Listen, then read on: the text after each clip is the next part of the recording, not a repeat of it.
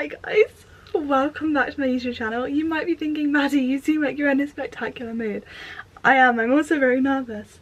Today we are filming an unboxing, but it's an extra special unboxing because it is a manuscript of the fantasy novel I wrote.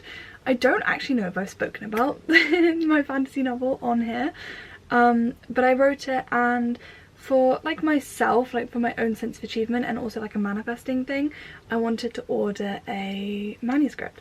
So I've done that and I'm really nervous. I don't know why, but I need to set up my camera because I'm also going to be filming on TikTok. So let's do that. It's here. Okay. Oh my god. I don't know why. I actually feel like I might be sick. I could cry. This could be really like embarrassing and like sappy because I might cry. Okay. Oh my god. Oh my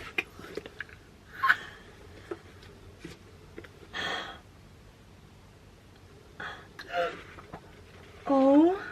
Okay, the writing is really big. What do you mean I wrote this? Oh my god.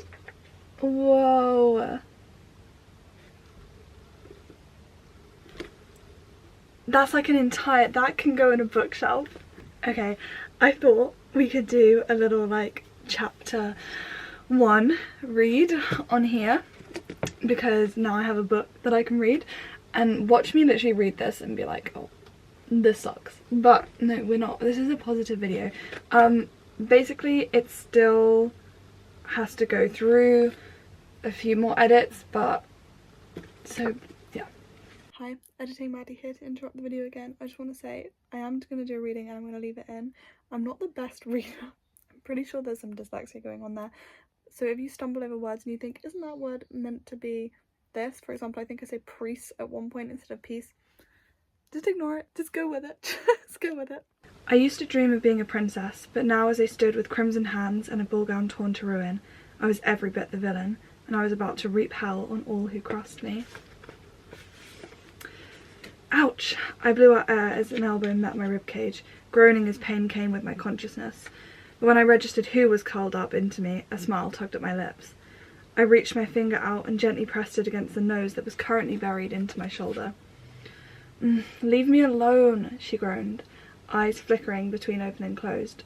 I threw the duvet off, this time eliciting a reaction of a scream. I chuckled victoriously as arms started flailing at me, sending more elbows digging into my ribs. I struggled against them until my sister relented, choosing peace and snuggling in. Morning, birthday girl, she murmured. Morning, Grumpy, I smirked. It wasn't unusual for her to find her way into my bed. For years we shared a room, and on nights of special occasions I would often wake up with my sister nestled in.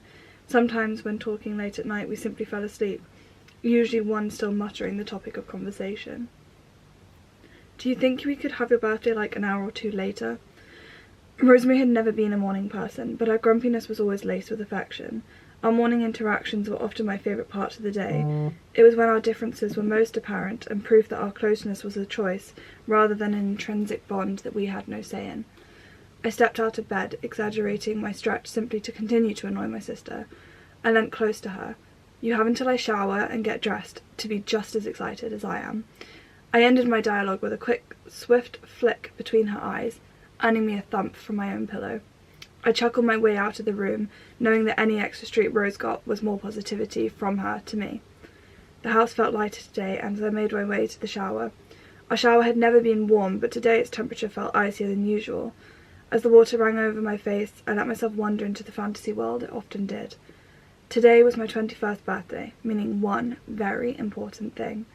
My name had been entered to compete in the Fairy Tale Games, a competition created 30 years ago after the war nearly tore the country apart. The country had split into 4 quarters to maintain the peace, but the people were hurt, and to keep them unified they created the Fairy Tale Games. 2 people from each quarter were selected based on genetic compatibility and competed in a series of fairy tale events. For the last games it was Cinderella, and the couples were sent to carve actual glass slippers, go horse riding and pumpkin harvesting. The games before that were Snow White inspired. However, one of the girls got sent to the hospital for severe stomach pain. Even she ended up marrying her partner. They only occurred every decade, so the entire country celebrated for months. I'd watched tapes from the games about 100 times. I used to sit with my eyes practically on the television and would turn proudly to my mum and say, "Mama, why can't I be in a castle with a prince in the games?" She used to chuckle and kneel down next to me and soothingly stroke my hair.